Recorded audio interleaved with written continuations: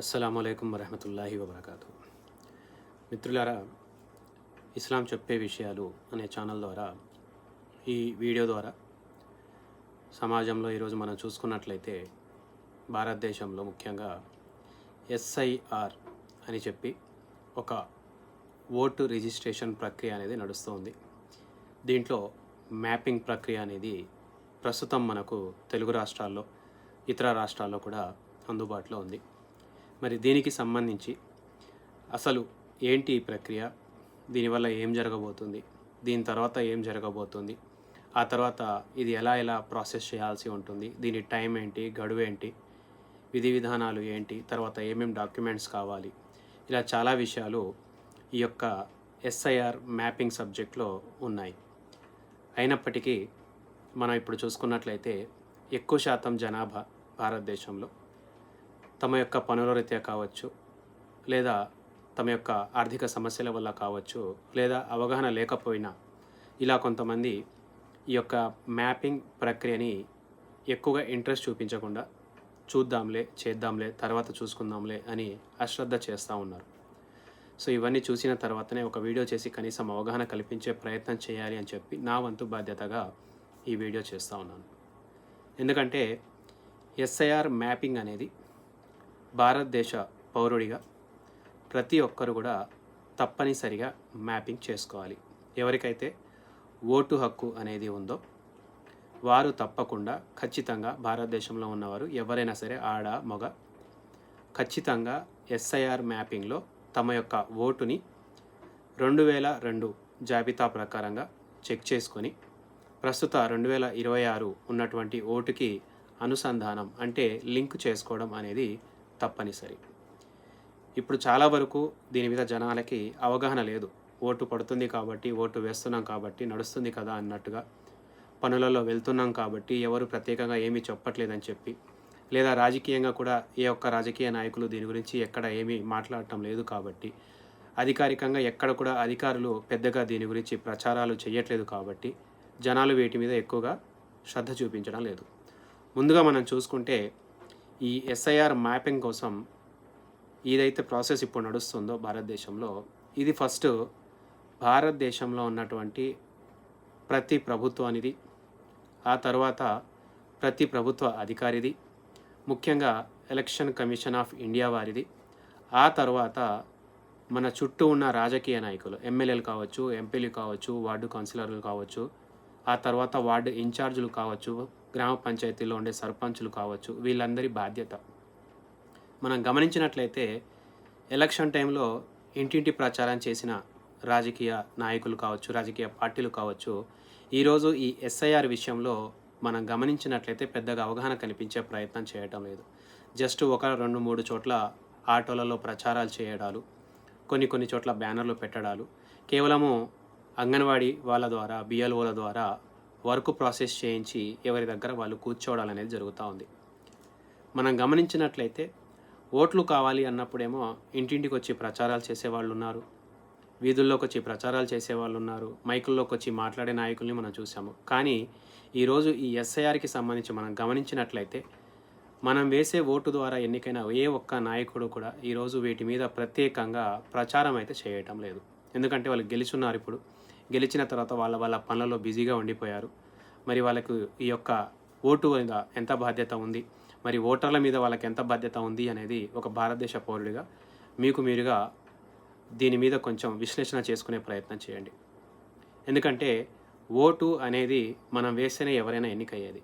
అది ఒక ward councillor కావచ్చు, సర్పంచులు కావచ్చు, ఎమ్మెల్యే కావచ్చు, ఎంపీ కావచ్చు, ఎవరైనా. కానీ ఈరోజు మనం గమనిస్తే చాలా బాధాకరమైన విషయం ఇది. ఎంత అశ్రద్ధగా ఉన్నారంటే కేవలం బియ్యంల మీద బాధ్యత పెట్టేసేసి, కేవలము కొన్ని 2-3 రంగాలలో కావచ్చు, లేదా ప్రభుత్వ కార్యాలయాల్లో కావచ్చు, వీటి మీద జస్ట్ అక్కడక్కడ బ్యానర్లు కట్టేసేసి జస్ట్ ఒక మెసేజ్ లాగా దీన్ని ఫార్వర్డ్ చేశారే తప్ప, మరి ఈ మ్యాపింగ్ అనేది ఎంత ఇంపార్టెంట్ అన్నది, ఈ ఓటు అనేది మ్యాపింగ్ ఎంత అవసరం అన్నది ఎక్కడ కూడా సరైన విధంగా ఎక్కడ కూడా ప్రచారాలు అయితే ఈ రోజు కూడా చేయలేదు. ముఖ్యంగా సోషలిస్టులు ఎవరైతే ఉన్నారో వాళ్ళందరూ కూడా ఈ రోజులో యూట్యూబ్ ఛానళ్ళలో కావచ్చు, సోషల్ మీడియా ఛానల్స్లో కావచ్చు, ప్రత్యేకంగా వీటి మీద మాట్లాడడం జరుగుతూ ఉంది, ఇప్పటిదాకా నేను చెప్పినటువంటి విషయాలు ఏవైతే ఉన్నాయో. కానీ ఏది ఏమైనప్పటికీ కూడా ఈ యొక్క ఎస్ఐఆర్ మ్యాపింగ్ అనేది మీకు ఏ రాజకీయ నాయకుడు చెప్పినా చెప్పకున్నా, మీకు ఏ ఒక్క వార్డు కౌన్సిలర్ చెప్పినా చెప్పకున్నా, మీ చుట్టూ ఉన్న వాళ్ళు ఎవరు మీకు చెప్పినా చెప్పకున్నా, ఒక భారతదేశ పౌరురాలిగా ఈ ఎస్ఐఆర్ మ్యాపింగ్ చేయించుకోవటం అన్నది మన సొంత బాధ్యత. ఎవరి మీద ఆధారపడాల్సిన అవసరం లేదు. ఎందుకంటే ఇది మనం భారతదేశంలో మన యొక్క ఓటు యొక్క పౌరసత్వాన్ని కాపాడుకోవడానికి ఈ మ్యాపింగ్ అనేది మనం కూడా స్వయంగా తప్పకుండా చేసుకోవాలి. మరి ఇప్పుడు ఈ మ్యాపింగ్ చేయించుకోవాలంటే ఏం చేయాలి? చాలామంది చాలా రకాలుగా ఆలోచిస్తూ ఉంటారు. చాలా ఈజీ ప్రాసెస్. కాకపోతే ఏంటంటే అవగాహన ఉన్న వాళ్ళకి కొంచెం తేలిగ్గా ఉంటుంది, అవగాహన లేని వాళ్ళకి కొంచెం ఇబ్బందిగా ఉంటుంది. ముఖ్యంగా ఎవరైతే ఊళ్ళు మారే వాళ్ళు ఉంటారో, పనుల రీత్యా కావచ్చు, జాబ్స్ రీత్యా కావచ్చు, వేరే కార్యక్రమాల రీత్యా కావచ్చు, తర్వాత ఆడపిల్లలైతే పెళ్లి చేసుకుని ఊళ్ళు మారే వాళ్ళు కావచ్చు, వీళ్ళందరికీ కొంచెం కష్టంగా ఉంటుంది. ఎందుకంటే వీళ్ళకి అన్నీ మారిపోతూ ఉంటాయి, ఊరి పేర్లు మారుతూ ఉంటాయి, పేర్లు కూడా కొన్ని సందర్భాలు అటు ఇటు అవుతూ ఉంటాయి, అడ్రస్లు అనేవి కొంచెం అటు ఇటు అవుతూ ఉంటాయి. సో దీనివల్ల కొంచెం ఈ మ్యాపింగ్లలో కొంచెం ఇబ్బందులు ఎదుర్కోవాల్సిన అవసరం అయితే కనిపిస్తూ ఉంది. బట్ ఏది ఏమైనా ఈ 2002 మ్యాపింగ్కి సంబంధించి మనం ఏం చేయాలి అంటే, ఇప్పుడు ఫస్ట్ 2026లో మనకున్న ఓట్ అనేది ఉంది కదా, సో దీనికి 2002లో ఉన్నటువంటి లిస్టు తీసుకొని, ఒకవేళ మన సొంతంగా ఉన్న ఓటు 2002లో ఉన్నట్లయితే అప్పటి 2002లో మనం ఎక్కడ ఉన్నాము, ఏ నియోజకవర్గంలో ఉన్నాము, ఏ జిల్లాలో ఉన్నాము, ఏ ఊరిలో ఉన్నాము, తర్వాత అక్కడ ఉన్నటువంటి కొన్ని డీటెయిల్స్ అనేవి ఉంటాయి, క్రమ సంఖ్య అని, సీరియల్ నెంబర్ అని, ఇవన్నీ కూడా మీకు ఆన్లైన్లో అవైలబుల్ ఉంటాయి. దీనికోసం పెద్దగా కష్టపడాల్సిన అవసరం లేదు. మీరే డైరెక్ట్గా మీ ఫోన్లో ECI net app, election commission of India యొక్క అప్లికేషన్, లేకపోతే వెబ్సైట్లలో వచ్చేసేసి ECCC.gov తెలంగాణ అని చెప్పేసి ఓటర్ అప్లికేషన్కి సంబంధించినటువంటి యాప్ కూడా అందుబాటులో ఉంది. సో వాటిలలో కూడా మనం వెళ్ళి లాగిన్ చేసి చెక్ చేసుకోవచ్చు. కొంచెం లాగిన్ అయ్యి ప్రాసెస్ చేసుకోవాలి. తర్వాత ఎవరైనా సరే ఈ యొక్క వెబ్సైట్లో కావచ్చు, అప్లికేషన్లో కావచ్చు, మీరు చెక్ చేసుకునే విధానం ఏంటి అంటే, ఒకవేళ మీరు ఒకటే అడ్రస్లో ఉంటే, అంటే ఇప్పుడున్న అడ్రస్ కావచ్చు, పాత అడ్రస్ కావచ్చు, ఒకే చోట ఉంటే మీ లోకల్ BLO ఎవరైనా ఉంటే వాళ్ళు మీకు సహకరిస్తారు. కొంచెం వాళ్ళతోటి మనం వెళ్ళి మాట్లాడి తెలుసుకొని కనుక్కొని ఆ ప్రాసెస్ అయితే చేసుకోవచ్చు. బట్ ఏది ఏమైనప్పటికీ చాలా వరకు ఇప్పుడున్నటువంటి BLOస్ కూడా పెద్దగా అవగాహన ఉండకపోవచ్చు. ఎందుకంటే అది 2002 నాటి లిస్టు. అప్పటి ఓటర్ నెంబర్లు కావచ్చు, అప్పటి నియోజకవర్గాలు, ఇప్పుడు మనకు తెలంగాణ, ఆంధ్ర అనేది విడిపోయి ఉన్నాయి. కొంతమందికి తెలంగాణ వాళ్ళకి కొంచెం తొందరగా అర్థం కాకపోవడాలు, ఊరి పేర్లు మారిపోయి ఉన్నాయి, నియోజకవర్గాలు మారిపోయి ఉన్నాయి, జిల్లాలు కూడా మారిపోయి ఉన్నాయి. సో ఇక్కడ ఏమవుతుందంటే కొంచెము గడిబిడి అవుతాం. బట్ ఏదేమైనా సరే టెన్షన్ తీసుకోవద్దు. ఒకవేళ మనం 2002లో సొంతంగా ఓటు వేసి ఉన్న వాళ్ళైతే పెద్దగా టెన్షన్ తీసుకోవద్దు. 2002లో మ్యాపింగ్ జరిగినట్టు ఎలా మనం తెలుసుకోవచ్చు? చాలా సింపుల్, ఏమీ లేదు. ఈసీఐ యాప్ ద్వారా లేకపోతే వెబ్సైట్ ద్వారా మీరు మీ ఒక ఓటర్ కార్డుకి ఇచ్చినటువంటి ఫోన్ నెంబర్ తోటి లాగిన్ అవ్వండి. ఇంట్లో ఎవరొకరు చదువుకున్న వాళ్ళు ఖచ్చితంగా ఉంటారు. పిల్లల్లోనో పెద్దవాళ్ళలోనో మినిమం జ్ఞానం ఉన్న వాళ్ళు ఉంటారు. మరి ఈ రోజుల్లో చదువుకోకుండా అయితే లేరు. బద్ధకంగా మాత్రం దయచేసి ఉండకండి. అండ్ ఎవరైతే చదువుకున్న వాళ్ళు ఉన్నారో అశ్రద్ధ అస్సలు చేయకండి. ఎందుకంటే ఇప్పుడు ఈ యొక్క మ్యాపింగ్ చేయడానికి కూడా ఒళ్ళు బద్ధకంగా చాలామంది పట్టించుకోకుండా ఉన్నారు. ముఖ్యంగా చదువుకున్న వాళ్ళు కూడా. ఇంట్లో తల్లి, తండ్రి, అమ్మమ్మ, నానమ్మ, తాతయ్య ఇలా వీళ్ళు ఉన్నట్లయితే, లేదా బంధువులు ఎవరైనా ఉన్నట్లయితే వాళ్ళకి పాపం అంతగా పెద్దగా చదువుకొని ఉండరు. సో వాళ్ళకి కనీస అవగాహన కల్పించి వాళ్ళకు వాళ్ళ యొక్క పాత డేటా ఏదైతే ఉందో 2002 వివరాలు కొంచెం కనుక్కోవాలి. 2002 టైంలో మీరు ఏ ఊరిలో ఉన్నారు, ఏ మండలంలో ఉన్నారు, ఏ జిల్లాలో ఉన్నారు, ఏ గ్రామంలో ఉన్నారు, ఇంటి నెంబర్ ఏమైనా ఐడియా ఉందా, అలా కొంచెం కనుక్కొని కొంచెం ఓపిక చేసుకొని మనం గనక ఈసీఐ నెట్ యాప్ ద్వారా లేకపోతే ఓటర్ వెబ్సైట్ ద్వారా మనం గనక వెతికినట్లయితే ఖచ్చితంగా అది ఎవరిదైనా సరే 99%, 99% ఎవరైతే 2002లో బతికి ఉండి వాళ్ళకి ఓటు గనక వేసినట్టు ఏమైనా ఉంటే ఖచ్చితంగా ఆ ప్రూఫ్ అనేది దొరుకుతుంది. వితౌట్ ఎనీ డౌట్ దొరుకుతుంది. కాకపోతే కొంచెం ప్రశాంతంగా, ఓపికగా, పద్ధతిగా వెతకాలి. అవన్నీ కూడా మీకు PDF కాపీలలో పెట్టారు. ఎలా పెట్టారు? మొత్తం PDF కాపీలలో పెట్టారు. అక్కడ మీకు యాప్ ఓపెన్ చేసినా, వెబ్సైట్ ఓపెన్ చేసినా, మీ ఫోన్ నెంబర్తో లాగిన్ అయిన తర్వాత వెంటనే మీకు ఒక ఆప్షన్ అడుగుతుంది. SIR లిస్టులోనే మీరు జాబితా వెతకాలనుకుంటున్నారా అని చెప్పేసి. అప్పుడు ఆ ఆప్షన్లలోకి వెళ్ళిన తర్వాత వెతకాలి అన్నప్పుడు అక్కడ మనకు ఒక లిస్ట్ అనేది చూపించడానికి ఆప్షన్లు ఇస్తూ ఉంటాడు. ఫస్ట్ స్టేట్ సెలెక్ట్ చేసుకోవాలి, ఆ తర్వాత డిస్ట్రిక్ట్ సెలెక్ట్ చేసుకోవాలి, ఆ తర్వాత నియోజకవర్గం సెలెక్ట్ చేసుకోవాలి. ఇప్పుడు ఇక్కడ స్టేట్ అనేది చాలామందికి ఆంధ్రప్రదేశ్, తెలంగాణ ఇవి కొంతమందికి ఇబ్బంది అవుతూ ఉంది. జాగ్రత్తగా గమనించండి. ప్రజెంట్ ఆంధ్రాలో ఉన్నవాళ్ళు ఆంధ్రానే వెతకండి, పాతది ఆంధ్రాలో ఉన్నవాళ్ళు ఆంధ్రాలోనే వెతకండి. ప్రజెంట్ తెలంగాణలో ఉన్న లేదా పాతగా ఎవరైనా ఆంధ్రాలో ఉండి ఇప్పుడు అది తెలంగాణకు మారినా కూడా మీరు చేయాల్సింది ఏంటంటే తెలంగాణ యొక్క స్టేట్ని సెలెక్ట్ చేసుకోండి. ఎందుకంటే పాత ఆంధ్ర నుంచి ఇప్పుడు తెలంగాణకి మారిన రాష్ట్రాల్లో ఏవైతే జిల్లాలు అవన్నీ ఉన్నాయో అవన్నీ కూడా ఇప్పుడు మీకు తెలంగాణ యొక్క స్టేట్ కిందకి డేటా అనేది ట్రాన్స్ఫర్ అనేది చూపిస్తూ ఉంటుంది. సో మనం ఇప్పుడు ఏం చేయాలి, ఫస్ట్ తెలంగాణ స్టేట్ని సెలెక్ట్ చేసుకోవాలి. ఎవరైతే ఇప్పుడు తెలంగాణలో ఉన్నారో, ఆంధ్రలో ఉన్న వాళ్ళు ఆంధ్ర సెలెక్ట్ చేసుకుంటే సరిపోతుంది. ఆ తర్వాత డిస్టిక్ని సెలెక్ట్ చేసుకోండి. డిస్టిక్ అంటే పాత జిల్లా నెంబర్లు ఉంటాయి. కొత్తగా అప్డేట్ అయిన జిల్లా పేర్లు ఎక్కడ కూడా 99% అప్డేట్ అవ్వలేదు. సో పాత డిస్టిక్, ఉదాహరణకి ఇప్పుడు మేము ఉండేది కొత్తగూడెం. సో మాకు పాత డిస్టిక్ వచ్చేసేసి ఖమ్మం అనమాట. ఇప్పుడు మేమేం చేయాలి, మా చుట్టుపక్కల ఉన్నటువంటి మనుగురు కావచ్చు, భద్రాచలం కావచ్చు, ఇల్లందు కావచ్చు, కొత్తగూడెం కావచ్చు, సత్తుపల్లి కావచ్చు, అశ్వరాపేట కావచ్చు, ఖమ్మం కావచ్చు, ఇవన్నీ కూడా ఇప్పుడు భద్రాద్రి కొత్తగూడెం ప్లస్ ఖమ్మం డిస్టిక్ ఇలా 2గా డివైడ్ అయి ఉన్నాయి. కాబట్టి ఇప్పుడు మేము ఇక్కడ ఏమైనా వెతకాలి అంటే ఖమ్మం డిస్టిక్ ద్వారానే వెతుక్కోవాలి. ఖమ్మం డిస్టిక్ వెతికిన తర్వాత మనకు నియోజకవర్గాలు అనేవి ఓపెన్ అవుతాయి. సో ఈ నియోజకవర్గాలు అనేవి ఆంధ్రప్రదేశ్ ఉన్నప్పుడు ఉన్నటువంటి నియోజకవర్గాల పేర్లు వస్తాయి. ఇది కూడా జాగ్రత్తగా గమనించండి. నియోజకవర్గాల పేర్లు ప్రజెంట్ ఇప్పుడు తెలంగాణ రాష్ట్రంలో ఉన్న నియోజకవర్గాల పేర్లు రావు. స్టేట్ వచ్చి పాతది ఆంధ్రప్రదేశ్ అయినా ప్రస్తుతం ఉన్నటువంటి తెలంగాణ రాష్ట్రాన్ని ఎంచుకోవాలి. ఆ తర్వాత జిల్లా వచ్చి 2 జిల్లాలుగా ఉన్నప్పుడు విడిపోయినప్పుడు ఉన్న పాత జిల్లా పేరుని ఎంచుకోవాలి.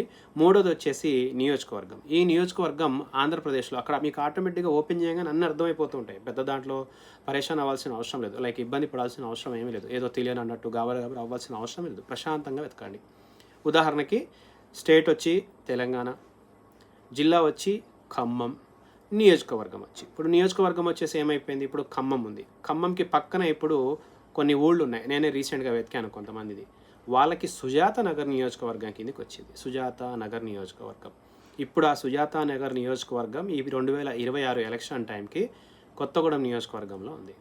సో అది ఇప్పుడు 2002లో సుజాత నగర్ నియోజకవర్గం ఆంధ్రప్రదేశ్ రాష్ట్రంలో ఉండే. ఇప్పుడు దీన్ని ఏం చేశారు, తెలంగాణ రాష్ట్రంలో ఆ యొక్క మ్యాపింగ్లో డేటా అనేది ఇచ్చి ఖమ్మం జిల్లా ప్లస్ సుజాత నగర్ నియోజకవర్గం. ఇక్కడ ఏమైపోతుందంటే ఇలా వెతకడానికి కష్టం అవుతా ఉంది జనాలకి. సో కొంచెం చదువుకున్న వాళ్ళు, దయచేసి చదువుకున్న ప్రతి ఒక్కరికి చెప్తా ఉన్నాము, ఒకవేళ పిల్లలు ఉంటే పిల్లలు, యువకులు ఉంటే యువకులు, కాలేజ్కి వెళ్ళే వాళ్ళు, డిగ్రీ చేసేవాళ్ళు, ఆ తర్వాత ఉద్యోగస్తులు ఎవరైనా సరే కొంచెం కేర్ తీసుకోండి. చాలామంది ఉన్నారు, మీ అమ్మమ్మలు కావచ్చు, తాతయ్యలు కావచ్చు, మీ బాబాయ్లు కావచ్చు, మీ మావయ్యలు కావచ్చు, మీ బంధువుల్లో చాలా వరకు పాపం అసలు అవగాహన లేక చాలా అస్తవ్యస్తలు పడుతూ ఉన్నారు. కాబట్టి కొంచెం స్టేటస్ల రూపంలో వాళ్ళకి తెలియచేయండి. వాట్సాప్ గ్రూపులు తయారు చేసి మీ బంధువు మిత్రులకి వాళ్ళకి కొంచెం సజెషన్లు ఇస్తూ ఉండండి. గ్రూపులలో వాళ్ళ ఫాలోఅప్ చేయండి. ఎందుకంటే సమయం చాలా తక్కువ ఉన్నది మ్యాపింగ్ చేసుకోవడానికి. చాలా చాలా చాలా చాలా తక్కువ ఉన్నది. జూలై 24 లోపు ప్రతి ఒక్కరు కూడా ఖచ్చితంగా మీ బిఎల్ఓకి మీ యొక్క మ్యాపింగ్కి సంబంధించినటువంటి లిస్ట్ డీటెయిల్స్ అనేది ఇవ్వాలి ఖచ్చితంగా. ఎవరైనా చాలామంది ఇప్పుడు ఊళ్ళల్లో లేరు, వేరే వేరే ఊళ్ళల్లో ఉన్నారంట ఉద్యోగాల రీత్యా. వాళ్ళేమో ఉద్యోగాల రీత్యా అక్కడ ఇక్కడ ఉన్నామంటున్నారు. ఒక్కరోజు పని మునిగిపోయేది ఏమీ లేదు. మ్యాపింగ్ చాలా కంపల్సరీ, తప్పనిసరి. చాలా వరకు చాలామంది దీన్ని అశ్రద్ధ చేస్తూ ఉన్నారు, పట్టించుకోవడం లేదు, నాకెందుకులని వదిలేస్తూ ఉన్నారు. ఓటు మ్యాపింగ్ అనేది తప్పనిసరి ప్రతి భారతీయ పౌరుడికి. ఇది అధికారికంగా ఎక్కడ ఎవ్వరూ అందుకే ఇప్పటిదాకా చెప్పటం లేదు. ఎందుకంటే ఇది తప్పనిసరి. దీని ద్వారా ఏమైనా రానున్న రోజుల్లో మ్యాపింగ్ చేయకపోతే ఏమైనా ఇబ్బందులు అవుతాయా అంటే ఖచ్చితంగా మనమైతే చెప్పలేం. ఎందుకంటే మనకు ఎక్కడ దానికి సంబంధించి అధికారికంగా ఎటువంటి వివరాలు వెల్లడించలేదు. కానీ మనం గనుక గమనించినట్లయితే వేరే వేరే చోట్ల, ఉదాహరణకి వెస్ట్ బెంగాల్ కావచ్చు, లేకపోతే తమిళనాడు కావచ్చు, లాస్ట్ టైం జరిగిన ఎలక్షన్లలో మనం చూస్తే చాలా వరకు ఓట్లు తొలగించబడ్డాయి అన్నారు. ఎవరు ఇప్పుడు తొలగించిన వాళ్ళలో చనిపోయిన వాళ్ళ కొన్ని కంటిన్యూ అవుతున్నాయి. ఒకే పేరుతో రెండు చోట్ల ఉన్నాయి అవి తొలగించేశారు. అలాగే కొంతమంది ఎక్కడి నుంచో బయట నుంచి వచ్చారని చెప్పేసి వాళ్ళకి సరైన వివరాలు లేవని చెప్పేసి, సరైన డేటా మ్యాపింగ్ కోసము ఓటుకు సంబంధించిన వివరాలు సరిగా లేకపోయేసరికి ఇప్పుడు వాళ్ళ అన్మ్యాప్ అయ్యాయి. అంటే మ్యాపింగ్ అవ్వలేదు. సో వాళ్ళకి కొత్తగా ఓటు అనేది లేదు, మంజూరు చేయలేదు. ఇప్పుడు వాళ్ళ పరిస్థితి ఏంటి అనేది మనకు ఇప్పటికి కూడా అధికారికంగా ఎక్కడ కూడా వెల్లడించలేదు. కాబట్టి మ్యాపింగ్ అనేది ఎవరైనా సరే ప్రతి ఒక్కరికి తప్పనిసరి. మరీ ముఖ్యంగా చెప్తా ఉన్న ముస్లిం సహోదరులారా, ఇది ఖచ్చితంగా మనం చేసుకోవాల్సిందే. చాలా దూరదృష్టితోటి ఆలోచించండి. ప్రతి ఒక్కరు కూడా ఖచ్చితంగా మ్యాపింగ్ చేయండి. ఎందుకంటే మీరు యూట్యూబ్ వీడియోలలో చూడండి, చాలామంది సోషలిస్టులు వేరే వేరే రకాలుగా ఈ మ్యాపింగ్కి సంబంధించి వేరే వేరే వివరాలు అయితే వెల్లడిస్తూ ఉన్నారు. అదే ఒకవేళ మనం వివరిస్తే దాన్ని వేరే రకంగా తీసుకుంటారు. బట్ వేరే వాళ్ళు చెప్తే మాత్రం దాన్ని ఎవరైనా సరే పబ్లిష్ చేసుకోవడంలో ఎటువంటి ఇబ్బందులు ఉండవు. అదే ఒకవేళ ఒక ముస్లిం కనుక దాని గురించి మాట్లాడినట్లయితే లేనిపోని పెనార్థాలు అనేవి తీస్తూ ఉంటారు. బట్ ఏది ఏమైనప్పటికీ మీరు మాత్రం దయచేసి మ్యాపింగ్ కోసం ఖచ్చితంగా మీ యొక్క వివరాలు అనేది సమర్పించండి. ఇప్పుడు ఇక్కడికి వచ్చేసేసి సొంతంగా ఓటు ఉన్నవారు ఏం చేయాలి, ఇప్పుడు ఈ 2026లో ఉన్నటువంటి ఓటుకి 2లో ఉన్నటువంటి పాత ఓటు లిస్ట్ అనేది మనం తీసి అందులో ఉన్నటువంటి వివరాలు అనేది ఇవ్వాలి. వివరాలంటే ఏమేమి ఉంటాయంటే ప్రత్యేకంగా ఏమీ ఉండదు. ఫస్ట్ వచ్చేసేసి మీ యొక్క స్టేట్ అనేది ఉంటుంది. అంటే మీరు ఏ రాష్ట్రానికి చెందినవారు. ఇప్పుడు మనకు తెలంగాణ అని చెప్పాం కదా, తెలంగాణ ఉన్న వాళ్ళకి తెలంగాణ, ఆంధ్రప్రదేశ్ వాళ్ళైతే ఆంధ్రప్రదేశ్ అనేది ఉంటుంది. ఆ తర్వాత ఏ జిల్లా వారు. ఇప్పుడు ఉదాహరణకి నేను ఇక్కడ చెప్పాను కదా, మాది కొత్తగూడెం, బట్ ఆ డిస్టిక్ ఇప్పుడు ఎక్కడుంది, ఖమ్మం కిందనే ఇంకా చూపిస్తూ ఉంది. So Khammam district. ఆ తర్వాత నియోజకవర్గం అనేది చూసుకోవాలి. ఇప్పుడు ఇంతకుముందు మీకు చెప్పాను కదా, సుజాత్ నగర్ అనే నియోజకవర్గం ఇప్పుడున్నటువంటి విధంగా కొత్తగూడెం నియోజకవర్గం అది, బట్ పాతది సుజాత నగర్ నియోజకవర్గం. సో ఇప్పుడు అక్కడ సుజాత నగర్ అనే నియోజకవర్గాన్ని చూస్ చేసుకుంటాం. అంటే మీరు ఏ నియోజకవర్గం ఉన్నారో పాతది 2002లో కొంచెం జ్ఞాపకం తెచ్చుకోండి. చాలామంది కన్ఫ్యూజన్ అవుతూ ఉన్నారు. ఇప్పుడు ఎగ్జాంపుల్ సుజాత్ నగర్ అంటే పాతది ఖమ్మం నియోజకవర్గం అనుకున్నారు. ఇప్పుడు ఎవరికైతే నేను రీసెంట్గా ఒకరికి వెతికిచ్చానో వాళ్ళు చెప్పిందేంటి, మాది ఖమ్మం నియోజకవర్గం. దాదాపు 2 రోజులు వెతికాం. ఖమ్మం యొక్క నియోజకవర్గంలో ఉన్నటువంటి మొత్తము 250 పైన పీడిఎఫ్ కాపీలు ఉన్నాయి. వాటివి అన్నిట్లో కూడా దాదాపు సగానికి పైగా వెతకడం జరిగింది మున్సిపాలిటీ సెక్షన్లో. అన్నీ వెతికినప్పటికీ దొరకలేదు. తర్వాత కొంచెం ఓపికతోటి ఆలోచించి తర్వాత వాళ్ళని ఇంకా తిరిగి అడిగితే అప్పుడు వాళ్ళు చెప్పారు, ఒకవేళ వచ్చుంటే సుజాత నగర్ నియోజకవర్గం కూడా కలిసినట్టు నాకు కొంచెం గుర్తుంది అన్నారు ఆయన. అప్పుడు వెంటనే సుజాత నగర్ లిస్ట్ తీసి వాళ్ళు ఉన్నటువంటి ఏరియా పేరు కనుక తీసినట్టయితే బల్లేపల్లి, వెంటనే వాళ్ళ పేరు అనేది దేవుడి దయ వల్ల దొరికిపోయింది. కొంచెం ఓపిక, పేరు ఎక్కడ మ్యాచ్ అయిందో చూసారా. ఖమ్మం నియోజకవర్గం అని దాదాపు 2-3 రోజులు వేస్ట్ చేసుకుంటూ వెళ్ళారు. కానీ తర్వాత సుజాత్ నగర్ నియోజకవర్గం అనగానే క్లారిటీ వచ్చింది. దానికంటే ముందు ఆంధ్రప్రదేశ్, తెలంగాణ ఈ స్టేట్లో కూడా కన్ఫ్యూజన్లో ఉండే. ఖమ్మం డిస్టిక్, సుజాత నగర్, ఇలా పేర్ల దగ్గర కొత్తగూడెం నియోజకవర్గం, సుజాత నగర్ అంటే ఇలా పేర్ల దగ్గర కన్ఫ్యూజన్ అయిపోయి దాదాపు వారం రోజులు కనీసము వాళ్ళు మ్యాపింగ్కి సంబంధించి డేటా వెతుక్కోవడమే ఆలస్యమైంది. బట్ భయపడాల్సిన అవసరం లేదు. మళ్ళీ చెప్తా ఉన్నా, జాగ్రత్తగా ఒక్కొక్క పాయింట్ని అర్థం చేసుకోండి. ఈసీఐ నెట్ యాప్ అనే ఒకటి ఉంటుంది అప్లికేషన్ ప్లేస్టోర్లో. ఇది ఎలక్షన్ కమిషన్ ఆఫ్ ఇండియా వారిది. అలాగే వెబ్సైట్ కూడా ఉంటుంది. ఓట్ అని కొడితే చాలు మీకు గూగుల్లో ఎక్కడైనా సరే వెబ్సైట్ వచ్చేస్తుంది. దాంట్లోకి వెళ్ళి మీ యొక్క ఓటర్ కార్డుకి ఇచ్చినటువంటి ఫోన్ నెంబర్ని ఇచ్చినట్లయితే ఆటోమేటిక్గా ఒక్క ఫోన్ నెంబర్ చాలు. ఒక ఫ్యామిలీకి ఒక ఫోన్ నెంబర్తో ఫస్ట్ లాగిన్ అయిపోండి. దాంట్లో పెద్దగా ఏముండదు ప్రాసెస్. మీ ఓటర్ కార్డుకి ఫోన్ నెంబర్ లింక్ అయి ఉంటే చాలు. మీరు లాగిన్ అయితే ఈ డేటా మీ లోకల్ బిఎల్ఓ లేదా మీ లోకల్ అధికారులు ఎవ్వరు మీకు 2002 లిస్ట్ ఇచ్చినా ఇవ్వకుండా ఇంట్లో చదువుకున్న వారైతే ఖచ్చితంగా ఇవి వెతికి తీసుకోవచ్చు. ఏమేమి వెతకాలి, ఉదాహరణకి ఫస్ట్ ఏ రాష్ట్రం అనేది వెతుక్కోవాలి. ఆల్ ఓవర్ ఇండియా, భారతదేశంలో ఎక్కడున్నా సరే, మీరు వేరే రాష్ట్రం నుంచి వచ్చినా సరే ఎక్కడున్నారో కొంచెం మీకు 2002లో గుర్తుంటే దాని ప్రకారంగా లిస్ట్ అనేది కొంచెం ఓపికతోటి వెతికితే దొరుకుతుంది. సో ఫస్ట్ స్టేటు, రెండో పాయింట్ తర్వాత జిల్లా అనేది సెలెక్ట్ చేసుకోవాలి. జిల్లా సెలెక్ట్ చేసుకున్న తర్వాత 3 నియోజకవర్గాన్ని వెతుక్కోవాలి. నియోజకవర్గాన్ని వెతుక్కొని కన్ఫర్మ్ చేసుకున్న తర్వాత మీకు పార్ట్ నెంబర్లు అని ఉంటాయి. పోలింగ్ స్టేషన్ నెంబర్లు అంటాం. అంటే మనం వేటు ముద్ర వేస్తాం కదా వెళ్ళి, సో వాటిని స్టేషన్లు అంటారు, పోలింగ్ స్టేషన్. అప్పుడు ఎక్కడ ఉన్నాం అక్కడ సీరియల్ నెంబర్లు ఉంటాయి. వాటికి ఎక్కడి సీరియల్ నెంబరు ఏంటి అనేది ఇప్పుడు ఆ సీరియల్ నెంబర్ ప్రకారంగా వెతకాలి. ఒక్కొక్క నియోజకవర్గానికి దాదాపు 100 నుంచి 200 పీడిఎఫ్ కాపీలు ఉన్నాయి. పీడిఎఫ్ కాపీ అంటే మీకు ఐడియా ఉంటుంది, చదువుకున్న వాళ్ళ ప్రతి ఒక్కరు తెలుసు. అంటే ముద్ర వేసిన పేజీ అనుకోండి. వాటిలో మనకు వివరాలు ఉంటాయి. ఏమేమి వివరాలు ఉంటాయంటే ఏదైతే ఇప్పుడు చెప్పామో ఆ వివరాలతో పాటు ఆ యొక్క ఓటర్ ఎవరైతే ఉన్నారో వాళ్ళు వెతుక్కునే విధానం ఉంటుంది. సీరియల్ నెంబర్లు ఉంటాయి. అంటే 1, 2, 3, 4 ఇలా సీరియల్ నెంబర్లు ఉంటాయి.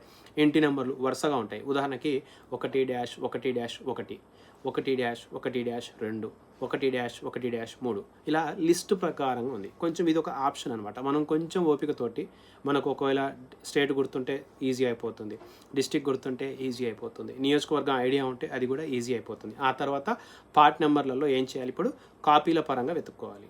ఇప్పుడు 1-1-1 అదొక పీడిఎఫ్ ఫైల్ అనుకుందాం. 1-1-1-2-1 ఇది ఒక పీడిఎఫ్ ఫైల్ అనుకుందాం. అంటే సీరియల్ నెంబర్ ప్రకారంగా పీడిఎఫ్లు అనేవి మారాయి. ఆడవాళ్ళవి ఒక దాంట్లో ఉన్నాయి, మగవాళ్ళవి ఒక దాంట్లో ఉన్నాయి పేజీలు. ఆడవాళ్ళది వేరే లిస్ట్లో ఉంటుంది పేరు, అంటే ఒకటే భాగం. ఉదాహరణకి 100 పీడిఎఫ్ కాపీలో మగవారి పేరు దొరికింది అనుకోండి, 101 లేదా 99 పీడిఎఫ్లో ఆడవారి పేరు ఉంటుంది. కొంచెం ఓపికతోటి వెతకండి.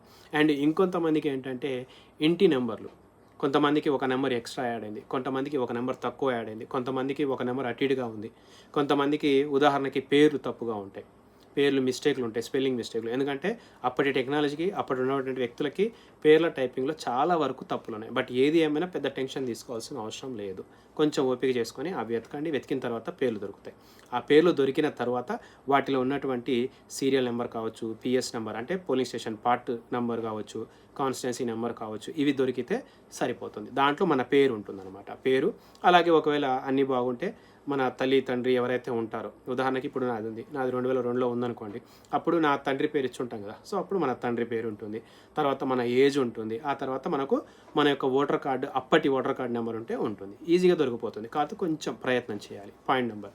అలాగే ఒకవేళ మనకు వైఫ్ ఉన్నట్లయితే వైఫ్ది కూడా అలాగే వెతకాలి. వైఫ్కి ఏముంటుంది? భర్తగా మన పేరు ఉంటుంది. లేదా ఒకవేళ పెళ్లి కాని ఆడపిల్ల ఉంటే తండ్రి పేరు ఉంటుంది. ఇలా ప్రతి ఒక్కరిది కూడా వెతకండి. వెతికిన తర్వాత ఎవరికైతే 2002లో ఓటు ఉందో వాళ్ళు ఇప్పుడు బతికొండి, ఇప్పుడు ఓటు ఉన్నట్లయితే 2026లో, సో మీరేం చేయాలి అంటే ఇప్పుడు ఆ యొక్క డేటా వెతికిన తర్వాత, ఆ యొక్క డీటెయిల్స్ దొరికిన తర్వాత మీ యొక్క చుట్టూ ఉన్నటువంటి బిఎల్ఓలు, అంగన్వాడీ వాళ్ళు మీకు ఒక అప్లికేషన్ ఫారం లాగా ఎన్యూమరేషన్ ఫామ్ అని ఇస్తారు. ఎన్యూమరేషన్ ఫారం ఇక్కడ నుంచి అసలు ప్రాసెస్ అనేది మనకు బయటపడుతుంది. ఇప్పుడు మొదటి ప్రక్రియ ఇప్పటిదాకా మనం మాట్లాడుకుంది అసలు ఈ యొక్క లింక్ అనేది ఏంటి, తర్వాత ఓటు కోసం మనం లింక్ చేసుకోవడము, ఆ తర్వాత ఈ యొక్క పేరు వెతుక్కునే ప్రక్రియ పాతది 2002లో. ఇక్కడ నుంచి ఇప్పుడు మనం ఏం చేయాలి? మ్యాపింగ్కి సంబంధించి ఎలా చేయాలి? ఇక్కడ ఫస్ట్ ఇప్పుడు మనకున్న గడువు ఏంటి? జూలై 24 వరకు ఇప్పుడు మనకు బిఎల్ఓ అనేవాళ్ళు మన యొక్క ఫారం అనేది, ఎన్యూమరేషన్ ఫారం అనేది ఇచ్చారు. ఆల్రెడీ దానికి ముందు ఆల్మోస్ట్ జూన్ 25కి ముందే ఆన్లైన్లో చాలా వరకు కొంతమందికి ఇచ్చేశారు. సో ఆన్లైన్ చేసినా చెయ్యకపోయినా, అంటే ఇంతకుముందు ఫోన్లలో చాలా వరకు ఆన్లైన్లో చేశారు. ఉదాహరణకి ఇప్పుడు నాది ఉంది, నాకు కొంచెం అవగాహన ఉండడం వల్ల అప్పటికప్పుడు నాకు చెప్తే నేను వెళ్ళి ఫోన్లోనే వెతుక్కొని ఏమంటే అప్పటికప్పుడు చేసేసారు. సో అది ఫైనల్ కాదు. ఎవరైతే ఆల్రెడీ ఫోన్లో మ్యాపింగ్ ఇచ్చేసాము మేము అనుకుంటే అది పొరపాటు. అక్కడితో అయిపోలేదు. ఇప్పుడు ఏదైతే మనకు చేతిపూర్వకంగా ఒక కాపీ ఇస్తున్నారో, ఒక జిరాక్స్ కాపీ లాగా, దాంట్లో మన ప్రస్తుత పేరు, మన ఫోటో ఉంటుంది, స్కానర్ ఉంటుంది, మన సీరియల్ నెంబరు, ఓటర్ నెంబరు, అన్ని డీటెయిల్స్ ఉంటాయి అనమాట. ఆ ఫారం మనకు ఇప్పుడు మ్యాండేటరీ, అది ఖచ్చితం అనమాట. ఇప్పుడు ఆ ఫారం అనేది మన లోకల్ అంగన్వాడీ వాళ్ళు, బిఎల్ఓ వాళ్ళు ఇస్తారనమాట. ఒకవేళ వాళ్ళు మీ ఇంటికి వచ్చి ఇస్తే చాలా మంచిది, తీసుకోండి. ఒకవేళ వాళ్ళు వచ్చి ఇవ్వకపోతే అస్సలు ఆలస్యం చేయొద్దు, చాలా తక్కువ టైం ఉంది. ఫస్ట్ మీరు వెళ్ళండి వాళ్ళ ఇంటికి. మీ యొక్క బిఎల్ఓ, మీరు ఎక్కడైతే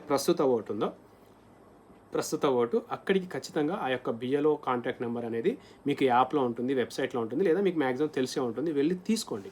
మీ యొక్క ఇంటి నెంబర్ మీద సీరియల్గా ఉంటాయి. అవి కూడా ఫామ్లో ఒకవేళ పెద్ద పెద్ద కట్టలు ఉన్నాయి, టెన్షన్ తీసుకోవద్దు. ఉదాహరణకి సేమ్ ఇంతకుముందు చెప్పినట్టు ఇంటి నెంబర్ వైజ్గా ఆ యొక్క కాపీస్ ఉంటాయి. సో ఆ కాపీని తీసుకోండి. ఒక్కొక్కటి 2 కాపీలు ఉంటాయి. అంటే ఒక్కొక్క వ్యక్తివి 2 ఫారం, అంటే 2 అప్లికేషన్లు అనమాట, ఎన్యూమరేషన్ ఫారంకి సంబంధించి. అవి తీసుకోండి. ఫస్ట్ తీసుకున్న తర్వాత ఇప్పుడు ఏదైతే మనం చెప్పామో వివరాలు ఇంతకుముందు 2002లో ఉన్నటువంటి డేటా అనేది, అవి తీసి ఇప్పుడు సమర్పించడం అనేది చేయాలి. ఇది మనకు సెకండ్ ప్రాసెస్. ఇప్పుడు ఈ సెకండ్ ప్రాసెస్కి టైం అనేది మనకు ఆల్రెడీ మెన్షన్ చేశారు. ఎందుకంటే ECI, election commission of India, ప్రతిదీ కూడా పూసకొచ్చినట్టు టైం టేబుల్ని రిలీజ్ చేసేసింది. అంటే ఎప్పటి వరకు ఫారం తీసుకోవాలి, ఆ తర్వాత ఏం చేయాలి, తర్వాత ప్రాసెస్లు ఏమేమి ఉంటాయి, ఫైనల్ ఎప్పుడు అవుతుంది, లాస్ట్ లిస్ట్ ఎప్పుడు వస్తుంది, ఇలా ప్రతిదీ ఇచ్చారు. ఫస్ట్ ఇవి చాలా జాగ్రత్తగా గమనించండి. ముందొచ్చి ఇప్పుడు ఆల్రెడీ స్టార్ట్ అయిపోయింది, జూన్ 25 నుంచే స్టార్ట్ అయిపోయింది. ఇప్పుడు ఇది జూలై 24 వరకు అయితే ఒక డేట్ అనేది మనకు ప్రజెంట్ అయితే కన్ఫర్మ్ చేయబడింది. జూలై 24 ఏంటిది? ఇంటింటి సర్వే, గణన. ఏదైతే ఇప్పుడు ఎన్యూమరేషన్ ఫారం ఇస్తా ఉన్నారో అది వాళ్ళు మనకి ఇస్తారు, లేదా మనం వెళ్ళి తీసుకున్న తర్వాత ఆ ఎన్యూమరేషన్ ఫారం రాసి వాళ్ళకి ఇవ్వడం. ఈ గడువు మనకు 24వ తారీఖు జూలై వరకు మాత్రమే ఉంది. చాలామంది ఇంకా 15 రోజులు ఉంది, 10 రోజులు ఉంది, వారం ఉందని చెప్పి రేపు చేద్దాంలే, లాస్ట్ రోజు, అస్సలు ఆ పని చెయ్యకండి. ఎందుకంటే ఇదంతా టెక్నాలజీ మీద ఆధారపడి ఉంటుంది, అంతా ఆన్లైన్ మీద ఆధారపడి ఉంటుంది. సో ఇక్కడ బిఎల్ఓలకు కూడా పెద్ద అవగాహన ఉండకపోవచ్చు, బిఎల్ఓ కూడా పెద్ద చదువుకొని ఉండకపోవచ్చు, బిఎల్ఓ కూడా వేరే కార్యక్రమాలు ఉంటాయి, వాళ్ళన్నీ మెయింటైన్ చేసుకుంటూ మళ్ళీ ఇచ్చేయాలి. కాబట్టి ఇక్కడ టైమింగ్ అనేది అక్కడ మనకు చూపించిన ప్రాసెస్ అనేది మనకు డిలే అయ్యే అవకాశం ఉంది. కాబట్టి అస్సలు ఆలస్యం చేయకుండా ముందు మీరు చేయాల్సిన మొదటి తక్షణ కర్తవ్యం ఏంటంటే బిఎల్ఓ దగ్గరికి వెళ్ళి మీ ఫారం ఒకవేళ వాళ్ళు వచ్చి ఇస్తే తీసుకోండి, లేదా మీరే వెళ్ళి స్వయంగా తీసుకొని ఆ ఫారం అనేది నింపివ్వండి. అస్సలు ఆలస్యం చేయకూడదు. ఫస్ట్ ఫారం అనేది తీసుకోండి, నింపించేయండి. ఫారంలో ఏమేమి రాయాల్సి ఉంటుంది, ఇప్పుడు దీని గురించి ఒకసారి మాట్లాడదాం. ఉదాహరణకి సొంతంగా ఉన్నాం అంటే నేను నా 2002లో ఉన్నటువంటి వివరాలు తీసుకొని ఇచ్చేటప్పుడు ఆల్రెడీ యూట్యూబ్లో చాలా వీడియోలు ఉన్నాయి, కుప్పలుగా. ఇక్కడ కూడా చాలా వరకు మిస్టేక్స్ ఉన్నాయి, నేను కూడా గమనించాను. అసలు నేనైతే ఫస్ట్లోనే వీడియో చేయాలి, బట్ కొంచెం ఆలస్యం అయిపోయింది, నేను కూడా అంతగా పట్టించుకోలేదు. బట్ ఇప్పుడు కొంతమంది చూసిన తర్వాత చాలా ఇబ్బంది అనిపిస్తూ ఉంది, బాధ అనిపిస్తూ ఉంది. ఎందుకంటే కొన్ని విషయాలు అనేది కొంచెం బహిర్గతం అవుతూ ఉంటే ఈ యొక్క మ్యాపింగ్కి సంబంధించి కొంచెం బాధ అనిపించి వెంటనే ఆలస్యం చేయకూడదని వీడియో చేస్తూ ఉన్నాను. ఏమేమి ఇవ్వాలి ఇప్పుడు సొంతంగా ఇవ్వాలి అంటే, ఫస్ట్ ఆ ఫామ్లో మనకు 3 బాక్సులు ఉంటాయి. ఒకటి ఎడం వైపు ఒక బాక్స్ కనిపిస్తూ ఉంటుంది, అందులో ఏంటి, మన సొంత వివరాలు. 2002లో నా సొంత వివరాలు ఉంటే అక్కడ మనం నింపాలి. రెండో వైపు ఇంకొక బాక్స్ ఉంటుంది. అందులో ఏంటి, ఒకవేళ 2002లో నాది లేనప్పుడు మా నాన్నగారిది కానీ, మా అమ్మగారిది కానీ, మా తాతయ్య, మా అమ్మమ్మ ఇలా వీళ్ళది ఎవరిదైనా ఇవ్వచ్చు అనమాట. కుడి వైపు. ఒకవేళ మనది ఉంటే ఏమో ఎడమ వైపు బాక్స్ నింపాలి. మంది లేకపోతే మన తండ్రి గారిది కానీ, మన అమ్మమ్మ గారిది వీళ్ళది ఎవరిదైనా మనకు లింక్ ఇస్తున్నట్లయితే, చైన్ లింక్ చేసుకుంటే మనం వాళ్ళ వివరాలు అనేది తీసి ఇవ్వాలన్నమాట. తర్వాత మూడోది కింద ఉంటుంది. అవి ప్రస్తుతం ఉన్నటువంటి వివరాలు ఇవ్వాలి. దాంట్లో మన డేట్ ఆఫ్ బర్త్ అనేది కరెక్ట్గా జాగ్రత్తగా చేసి ఇవ్వండి. చాలా వరకు ఎక్కువ శాతం ఆధార్ కార్డులలో, ఓటర్ కార్డులలో అందరి తప్పులే ఉంటాయి. బట్ మీరు ఇప్పుడు ఏంటి, ఖచ్చితంగా గవర్నమెంట్ ఏదో ఒక సర్టిఫికేట్ అడుగుతుంది. అందులో ఎక్కడో ఒక చోట మీ డేట్ ఆఫ్ బర్త్ పర్ఫెక్ట్గా ఉంటుంది కదా, ఆ డేట్ ఆఫ్ బర్త్ ఇచ్చి ఆ తర్వాత మీ యొక్క ఆధార్ కార్డ్ నెంబర్ ఇప్పుడు మ్యాండటరీగా అడుగుతూ ఉంది. అది ఒకటి ఇవ్వండి. పనిచేసే ఫోన్ నెంబర్ ఇవ్వండి. జాగ్రత్తగా ఆ ఫోన్కి ఫోన్ వస్తే లేపేటట్టుగా చూసుకోండి. ఆ తర్వాత ప్రస్తుతం ఒకవేళ మీ తండ్రి గారికి ఓటు ఉండి పేరు, వాళ్ళ పేరు రాయండి. వాళ్ళ ప్రస్తుత ఓటు ఉంటే ఆ ఓటర్ కార్డ్ నెంబర్ రాయండి. అలాగే మీకు తల్లిగారు ఉంటే వాళ్ళ తల్లిగారి పేరు అండ్ వాళ్ళ ప్రస్తుత ఓటర్ కార్డ్ నెంబర్ ఉంటుంది, అది రాయండి. అలాగే ఒకవేళ ఆడవారైతే భర్త ఉంటారు కాబట్టి భర్త పేరు, వాళ్ళ ఓటర్ కార్డ్ నెంబర్ రాయండి. అదే ఒకవేళ మగవారైతే భార్య ఉంటుంది కాబట్టి భార్య పేరు ఇచ్చి ఓటర్ కార్డు పేరు రాయండి. ఇది ఎవరైనా సరే ఫారం నింపించే ప్రాసెస్ ఉంటుంది. ఇప్పుడు ఈ ఫారం నింపేటప్పుడు కూడా ముఖ్యంగా ఇక్కడ మనకు తెలంగాణ రాష్ట్రంలో ఉన్నవాళ్ళు, అక్కడ మీకు రాష్ట్రం అనే ప్లేస్ కనిపించినప్పుడు తెలంగాణ అనేదే మెన్షన్ చేయండి. చాలా వరకు అక్కడ ఆంధ్రప్రదేశ్ అని మెన్షన్ చేయండి అంటా ఉన్నారు. సబ్జెక్ట్ ఏంటి, ఇక్కడ మీరు మ్యాపింగ్ చేస్తూ ఉన్నారు. మీ మ్యాపింగ్ 2002 డేటా మీకు తెలంగాణ రాష్ట్రం కింద మీ యొక్క ప్రస్తుత వివరాలు 2002లోవి ఉన్నాయన్నమాట. ఆంధ్రప్రదేశ్లో లేవు. ఆంధ్రప్రదేశ్లో ఉన్న వాళ్ళకి వేరే డేటా ఉంది, అక్కడ ఉన్న వాళ్ళకి ఏది ఇప్పుడు మారిపోయిన తర్వాత. బట్ ఎవరైతే పాత 2002లో తెలంగాణ రాష్ట్రం కిందనే ఉన్నాయి కాబట్టి మీరు తెలంగాణ రాష్ట్రం అండి. కుదిరితే ఒకవేళ చిన్న బ్రాకెట్ వేసి ఏపీ అని షార్ట్కట్లో రాసి పెట్టేయండి, పెద్ద ప్రాబ్లం లేదు. అండ్ ఫారం ఒకవేళ ఇంగ్లీష్లో నింపితే ఎటువంటి అభ్యంతరం లేదు, ప్రశాంతంగా నింపండి. లేదు ఒకవేళ తెలుగులోనే వస్తే తెలుగులోనే రాయండి, ఎటువంటి నష్టం లేదు. బట్ ఒకటి గుర్తుపెట్టుకోండి, యాజ్ ఇట్ ఈజ్గా రాయండి. ప్రస్తుత ఓటర్ కార్డులలో మీ తల్లిది కావచ్చు, మీ తండ్రి గారిది కావచ్చు, మీ భార్య భర్త ఎవరిదైనా సరే ఎలాగైతే ఓటర్ కార్డులో పేర్లు ఉన్నాయో ఇప్పుడు అలాగే రాయండి. అటు ఇటుగా వాటిలో వీటిలో ఉన్నట్టుగా మార్పులు చేర్పులు ఇప్పుడు ఏమీ చేయకండి. ఎందుకంటే ఇప్పుడు మ్యాపింగ్ మనకు టైం తక్కువ ఉంది. ఈ ఎడిట్లు అవి ఇవి తర్వాత చేసుకోండి. ముందు మ్యాపింగ్ అనేది ప్రక్రియ పూర్తి చేసుకోండి. కాబట్టి ప్రస్తుత వివరాలు ప్లస్ 2002 వివరాలు సొంతంగా ఉంటే సొంతంగా, లేదా తల్లి తండ్రిది ఎవరైతే దొరికితే వాళ్ళే తీసి ఫస్ట్ అప్లికేషన్ అనేది సబ్మిట్ చేయండి. ఒకవేళ 2002లో నాది లేదు, నా తండ్రి గారిది లేదు, వాళ్ళు చనిపోయి ఉన్నారు, లేకపోతే వాళ్ళకప్పుడు వయసు లేదు, ఏం చేయాలి, అమ్మమ్మ తాతయ్య. ఒకవేళ వాళ్ళు లేరు వీళ్ళు లేరు. సో ఇప్పుడు ఇక్కడ బేసికల్గా మనం కొంచెం మెదడు పెట్టి ఆలోచిస్తే ఇప్పుడు వెలికి తీసేవన్నీ కూడా ఎటువంటివి ఎక్కువ వస్తూ ఉన్నాయి. చాలా వరకు ఇవే మిస్టేక్స్ ఉన్నాయి. ఎందుకంటే అశ్రద్ధ చేసిన వాళ్ళు చాలామంది ఉన్నారు, మా బంధువులలో కూడా ఉన్నారు. 2002లో అసలు ఏమాత్రం కూడా ప్రూఫ్స్ లేవు. కొంతమంది గొడవలు పెట్టి విడిపోవడాలు, కొంతమంది ఊళ్ళకు వెళ్ళేసేసి వలస వెళ్ళిపోయి వదిలేసేయడాలు, కొంతమంది అసలు ఎటువంటి డాక్యుమెంట్స్ లేవు. కాకపోతే ప్రయత్నం చేయండి. ఎందుకంటే మీరు కనుక అప్లికేషన్ ఫారం ఇచ్చేటప్పుడు చూస్తే మీకు ఫారం వెనుక గణన ఫారం కోసం సమాచార పత్రం అని ఒక విషయాలు రాసున్నాయి. అంటే ఏమేమి చేస్తారనేది ఒకసారి మనం చూద్దాం. గణన ఫామ్లలో ఏదైతే ఇప్పుడు ఎన్యూమరేషన్ ఫారం ఇచ్చిన తర్వాత ఫస్ట్ మనం ఏం చేయాలి, వివరాలు అనేది ఇస్తాం. ఓకేనా, వివరాలు అనేది ఇచ్చిన తర్వాత ఆ ఫారం అనేది మనం రాసేసి బిఎల్ఓకి ఇచ్చేస్తాం. బిఎల్ఓ గారు ఆన్లైన్లో సబ్మిట్ చేసేస్తారు 1-2 రోజుల్లో. కాబట్టి మీరు 24 తారీఖు దాకా మాత్రం దయచేసి వెయిట్ చేయకండి. జూలై 24 దాకా వెయిట్ చేయకండి. ఇంకా ఎంత ఎర్లీగా పాస్ అయితే ఎంత ఎర్లీగా, అంటే ఎంత తొందరగా వీలైతే అంత తొందరగా ముందు మీరు తీసుకెళ్ళి ఆ వివరాలు ఇచ్చేయండి, ఒక పని అయిపోతుంది. ఆ తర్వాత ఎవరైతే వివరాలు ఇచ్చేశారో, అంటే ఫారం రాసి ఇచ్చారో, ఫారం రాసిన వాళ్ళు ఇప్పుడు ఏం చేయాలంటే మీకు ఇక్కడ కొన్ని ఫారం వెనకనే, అంటే మీకు ఇచ్చిన ఫారం వెనకనే డీటెయిల్స్ ఉంటాయి, ఒకసారి చూడండి. ఫస్ట్ జాబితా అనేది మనకు ఫైనల్ చేస్తారు. ఏది ఇప్పుడు మనం ఇచ్చే వివరాలు ఉంటాయి కదా, అవి ఇచ్చిన తర్వాత మనకు 31 జూలైకి 24వ తారీఖు దాకా మనము ఏవైతే మ్యాపింగ్కి సంబంధించి రాసి ఇచ్చేస్తామో అవన్నీ వాళ్ళు చెక్ చేసుకొని దాంట్లో ఒకవేళ మ్యాపింగ్కి సంబంధించి ఏమైనా తీసుకుంటుంది కదా, అదంతా సిస్టమ్ బేస్డ్గా పెడతారు వాళ్ళు, ఇలా చేసేయాలి అలా. సో 99% ఎవరిదైనా సరే వెంటనే అయిపోయే అవకాశాలు ఉంటాయి. ఎవరైతే పాతే తీసిస్తారో, ఒకవేళ సొంతంగా ఇచ్చే వాళ్ళకి ఈజీగా అయిపోవచ్చు, లేదా ఏమైనా మిస్టేక్స్ ఉన్నా కూడా అయిపోయే అవకాశం ఉంటుంది. అండ్ ఒకవేళ తల్లి తండ్రి తాత ఎవరిదైనా ఇచ్చినా కూడా అయిపోయే అవకాశం ఉంది. సో ఇప్పుడు ఇక్కడ ఏమైపోతుందంటే ఈ 31 జూలైకి డేటా అనేది రిలీజ్ చేస్తారు. ఇదేంటి, టెంపరవరీ డేటా, ఫైనల్ డేటా కాదు, టెంపరవరీ డేటా. అంటే వీళ్ళవి మ్యాపింగ్ అయ్యాయి అని చెప్పేసి ఒక డేటా రిలీజ్ చేస్తారు. వీళ్ళవి మ్యాపింగ్ అవ్వలేదు, ఇది కూడా అక్కడ మనకి ఆటోమేటిక్గా అర్థమైపోతుంది. సింపుల్, 31 జూలై కానీ ఇచ్చారు. సో ఒకరోజు అటు ఇటు అవ్వచ్చు, అవ్వకపోవచ్చు, ఖచ్చితంగా మనం చెప్పలేము. సో ఇప్పుడు ఇక్కడ ఈ యొక్క డేటా అనేది రిలీజ్ చేసిన తర్వాత జూలై 31కి ఇక్కడ నుంచి మనకు ప్రాసెస్ అనేది మొదలవుతుంది. అసలు సిసలు ప్రాసెస్ చాలా ఇంపార్టెంట్ ప్రాసెస్. చాలామంది ఏంటి మ్యాపింగ్ అయిపోతే ఒక పని అయిపోతుంది, మ్యాపింగ్ ఇచ్చేస్తే ఒక పని అయిపోతుంది, ఇక్కడ అయిపోయారు. అదే చాలా పెద్ద తప్పు. మ్యాపింగ్ తోటి ప్రక్రియ అయిపోవటం లేదు. క్లెయిమ్లు మరియు అభ్యంతరాల దాఖలు అని చెప్పి 31 జూలై నుంచి మొదలు పెడితే ఆగస్టు 30 వరకు మనకు ఈ యొక్క ఆప్షన్ ఇచ్చారు. ఏమని? క్లెయిమ్లు మరియు అభ్యంతరాలు. ఏంటి ఇప్పుడు ఈ క్లెయిమ్లు మరియు అభ్యంతరాలు అంటే, ఇక్కడ మనం గమనించినట్లయితే వీటికి సంబంధించినటువంటి అబ్జెక్షన్స్ ఏమైనా ఉంటే, లైక్ ఒకవేళ మనకు వచ్చింది అనుకోండి, మన పేరు 31 జూలైలో వచ్చింది. సో ఒకవేళ మనం అప్పుడు ఏమైనా మార్పులు చేర్పులు, పేరులో స్పెల్లింగ్ మిస్టేక్ ఉన్నా, తండ్రి పేరు కానీ వేరే ఏదైనా ఉంటే ఇప్పుడు మనము వెళ్ళి అప్డేట్ చేసుకోవడానికి టైం ఇస్తారనమాట. Point number 1. అండ్ ఎవరికైనా రాలేదు డేటా అంటే 31 జూలైలో ఎవరికైనా పేరు గినక మ్యాపింగ్ అవ్వలేదు అని వస్తే ఇప్పుడు ఇక్కడ నుంచి అసలు సిసలు పని అనేది మొదలవుతుంది. ఏంటది? ఆల్మోస్ట్ ఇక్కడ మనకు అన్ని రకాలుగా డాక్యుమెంట్స్ అనేది రెడీ చేసుకోవాల్సిన అవసరం ఉంది.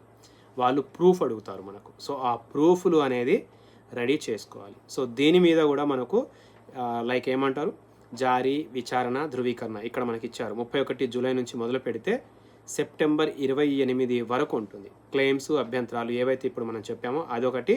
అండ్ ఆ తర్వాత ఎవరికైనా అభ్యంతరాలు ఉన్నా, లేకపోతే వెరిఫై అయిన వాళ్ళు కావచ్చు, నోటీసులు ఇస్తూ ఉంటారు. అంటే ఏమైనా అబ్జెక్షన్స్ ఉన్నా వాళ్ళ తరఫు నుంచి ఇస్తారు. ఒకవేళ మనం స్వయంగా వెళ్ళి ఏమైనా అప్డేట్ చేయించుకోవాలనుకున్నా చేయించుకోవచ్చు. అలాగే ఎవరికైతే అసలు రాలేదు, మ్యాపింగ్లో డేటా రాకపోవడం అలాంటివి జరిగితే వీళ్ళు ఎవరైనా సరే ఇక నుంచి చేయాల్సింది ఏంటంటే డాక్యుమెంట్స్ అనేది 99% తీసి పెట్టుకొని ఆ యొక్క డాక్యుమెంట్లు తయారు చేసుకొని జిరాక్స్ కాపీలు తీసుకొని 1కి 2, 3 కాపీలు ఇప్పుడు సిద్ధంగా ఉండాలి. ఎలాగిచ్చారు ఇక్కడ డేటా అంటే మనం ఒకసారి జాగ్రత్తగా గమనిస్తే 1 జూలై 1983కు జన్మించినట్లయితే, మ్యాపింగ్ సంగతి పక్కగా పెట్టండి. ఇప్పుడు మ్యాపింగ్ ప్రక్రియ అయిపోయింది. 2002లో సొంతంగా ఉంటే సొంతంగా డీటెయిల్స్ ఇచ్చాం, మ్యాపింగ్ చేయించుకున్నాం. 2002లో సొంతంగా లేకపోతే తల్లో, తండ్రో, తాతదో ఎవరిదో ఒకళ్ళు ఇచ్చి మ్యాపింగ్ చేయించుకున్నాం. ఇప్పుడు మ్యాపింగ్ ప్రక్రియ అయిపోయింది. ఇప్పుడు లిస్ట్ ఒకటి రిలీజ్ చేశారు. అందులో మన పేరున్నా లేకున్నా, ఒకవేళ వాళ్ళు అడగొచ్చు, అడగకపోవచ్చు. డాక్యుమెంట్స్ ఏమేమి అడుగుతారో ఒకసారి చూద్దాం. 1983కి ముందు జన్మించిన వాళ్ళు ఎవరైనా సరే వాళ్ళని ఏమడుగుతున్నారంటే పుట్టిన తేదీ లేదా పుట్టిన స్థలాన్ని ధృవీకరిస్తూ తమ కోసం కింద ఇవ్వబడే జాబితా నుండి ఏదైనా పత్రాన్ని అందించండి. ఏదైనా ఒక ప్రూఫ్ అడుగుతూ ఉన్నారు. ఏదైనా ఒక ప్రూఫ్ అప్పటి ప్రకారంగా ఏముంటే అది. అందులో ఏమేమి మెన్షన్ చేశారు, కింద అన్నిటికి కలిపి ఒక టేబుల్ ఇచ్చారు ఏమేమి డాక్యుమెంట్స్ కావాలి అని. సో వాటిలో మనం ఏదో ఒకటి రెడీగా పెట్టుకోవడం అతి ఉత్తమమైన విషయం. ఆ తర్వాత 1987 నుంచి 2004 మధ్య పుట్టిన వాళ్ళు ఎవరైతే ఉంటారో వాళ్ళు ఏం చేయాలి, పుట్టిన తేదీ మరియు పుట్టిన స్థలాన్ని ధృవీకరిస్తూ తన కోసం ఇవ్వబడిన జాబితా నుండి ఏదైనా పత్రాన్ని, ఒకటి సెల్ఫ్, తర్వాత పుట్టిన తేదీ మరియు పుట్టిన స్థలాన్ని ధృవీకరిస్తూ తండ్రి లేదా తల్లి కోసం కింద ఇవ్వబడిన జాబితా నుండి ఏదైనా పత్రాన్ని అందించండి. అంటే సొంతంగా చేసుకున్న వాళ్ళు సొంతంగా ఒకటి ఇవ్వాలి, తండ్రి తల్లి ప్రూఫ్ ఇచ్చిన వాళ్ళు తమది ఇచ్చి మళ్ళీ తల్లిదండ్రులది ప్రూఫ్ ఇవ్వాలి. సో ఇక్కడ దానికి సంబంధించిన డాక్యుమెంట్స్ అనేది రెడీ చేసి పెట్టుకొని ఆ ప్రూఫ్లు వాళ్ళు అడిగితే ఇవ్వాలి అన్నట్టుగా చెప్తా ఉన్నారు.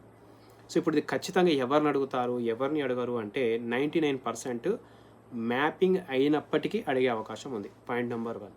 మ్యాపింగ్ అవ్వకపోతే ఖచ్చితంగా వాళ్ళైతే ఇవ్వాలి. ఎందుకంటే మరి మ్యాపింగ్ అవ్వందే దాంట్లో డేటా లేదని, మరి ఆ డేటాని ధృవీకరిస్తూ మనం ఏదో ఒకటి ఇవ్వాలి. లేకపోతే లేదు మాకు ఈ ప్రూఫ్స్ ఉన్నాయని చెప్పి ఇలాగిచ్చిన ఏదైనా ఒక ప్రాసెస్లో దాన్ని యాక్సెప్ట్ చేసే ప్రక్రియ అనమాట. ఇలా ఒక ఆప్షన్ ఇచ్చారు. తర్వాత ఏమిచ్చారు, 2004 తర్వాత జన్మించిన వాళ్ళకి 2004 తర్వాత ఏమేమి పెట్టారు అసలు వీళ్ళకైతే చాలా ఉన్నాయి. బట్ బేసికల్గా మనం చూస్తే 2004 అంటే ఆల్మోస్ట్ మనకు టెక్నాలజీ అనేది బాగా డెవలప్ అయిపోయి ఆధార్ కార్డులు కావచ్చు, ఓటర్ కార్డులు కావచ్చు, పాన్ కార్డులు కావచ్చు, బ్యాంక్ అకౌంట్లు కావచ్చు, ఇతర ఏవైతే క్యాస్ట్ కావచ్చు, లేకపోతే ఎనీ డాక్యుమెంట్స్ 99% అన్నీ కూడా మనకు డాక్యుమెంట్స్ అనేవి చేయడం మొదలుపెట్టారు. లైక్ బర్త్ సర్టిఫికేట్తో సహా ఎక్కువ శాతం 2004 అప్పటికి. సో ఇది దొరికే ఛాన్సెస్ ఉంటాయి. 99% ఏది దొరికినా దొరకకున్నా కొంచెం తెలివిగా ఆలోచించే ప్రయత్నం చేయండి. బోర్డు పరీక్షలు నడిచాయి. 7వ తరగతి బోర్డు పరీక్షలు, 10వ తరగతి బోర్డు పరీక్షలు, ఇంటర్ బోర్డు పరీక్షలు మనకు ఏ రాష్ట్రంలో ఉన్న ఎగ్జామ్ నడుచుంది. సో ఒకవేళ మీరు చదువుకున్నట్లయితే కొంచెం తెలివిగా ఆలోచించండి. ఆ యొక్క బోర్డు ఎగ్జామ్ ఎక్కడ నుంచి మీరు రాశారో ఆ స్కూల్ యొక్క వివరాల ద్వారా మీ దగ్గర డాక్యుమెంట్స్ ఒకవేళ లేకపోయినా వెతికే ప్రయత్నం చేయండి. చాలామంది ఎగ్జామ్ రాశారు, బట్ వాళ్ళ దగ్గర సర్టిఫికేట్ లేదు, ఈవెన్ టీసీ లేదు, మెమో లేదు, స్టడీ కండక్ట్ లేదు. బట్ వెతికితే ఆ డాక్యుమెంట్స్ బయటపడే అవకాశం ఉంది. ఇది ఒక ప్రాసెస్ ఉంది. అండ్ పాత వల్ల ఏమైనా డేటా దొరికితే అవి కూడా వెతికే ప్రయత్నం చేయండి. ఇప్పుడు ఈ 2004లో ఉన్న వాళ్ళకి ఏంటి, బర్త్ సర్టిఫికేట్ కావాలి, సొంతంగా తల్లి తండ్రికి సంబంధించిన డేటా కావాలి, తల్లికి సంబంధించిన సమాచారం కావాలి, ఓకేనా. అలాగే ఒకవేళ ఎవరైనా ఇండియన్స్ కాకపోతే, సో ఇప్పుడు ఇండియన్స్ కాకుండా అయితే 99% ఎవరు ఉండరు, అది అంత పెద్దగా అవసరం లేదు. ఇలాంటి డేటా అనేది ఉంది. అండ్ ఎవరైనా బయట పుట్టారు అంటే తల్లిదండ్రులు ఇండియన్ అయి ఉండొచ్చు, పుట్టిన వాళ్ళు బయట దేశంలో పుట్టుండొచ్చు. సో ఇది చాలా వరకు తక్కువ ఉంటాయి కేసులు ఇవి, బట్ వాళ్ళ దగ్గర మ్యాక్సిమం ప్రూఫ్స్ ఉంటాయి కాబట్టి దాని ప్రకారం ఇవ్వచ్చు. ఇప్పుడు ఇక్కడ డాక్యుమెంట్స్ ఏమేం కావాలి, పత్రాల సూచిత జాబితా తన తండ్రి మరియు తల్లి సమాచారం కోసం పైన పేర్కొన్నట్లయితే వేరువేరు స్వీయ ధృవీకరించబడిన పత్రాలను సమర్పించాలి. చాలా జాగ్రత్తగా చూడండి. ఇప్పుడు దీంట్లో ఏం అడుగుతారు, ఎలాంటివి అడుగుతారు అనేది ఏమాత్రం మనకు తెలియదు. చాలామంది అయిపోతుంది చెప్పేస్తారు, బట్ ఇక్కడ డేటా చూస్తే మాత్రం చాలామందికి దిమాగ్ ఖరాబ్ అయిపోతుంది. అందుకే చాలామంది పట్టించుకోవట్లేదు. బట్ ఏదేమైనప్పటికీ మన ప్రయత్నం మనం చేయాలి, డాక్యుమెంట్స్ రెడీ పెట్టుకోవాలి. గవర్నమెంట్ ప్రూఫ్ ఏది ఉంటే అది లేని దాని అయితే మనం తయారు చేసి అయితే తేలేము, మనకు అంత అవసరం లేదు. ఉన్నది తీసి ఇవ్వండి. ఏమేమి పెట్టారు, కేంద్ర ప్రభుత్వం లేదా రాష్ట్ర ప్రభుత్వం లేదా ప్రభుత్వ రంగ సంస్థల్లో పనిచేసే రెగ్యులర్ ఉద్యోగి వాళ్ళదైతే వాళ్ళ దగ్గర సంబంధించిన డాక్యుమెంట్ ఉంటుంది.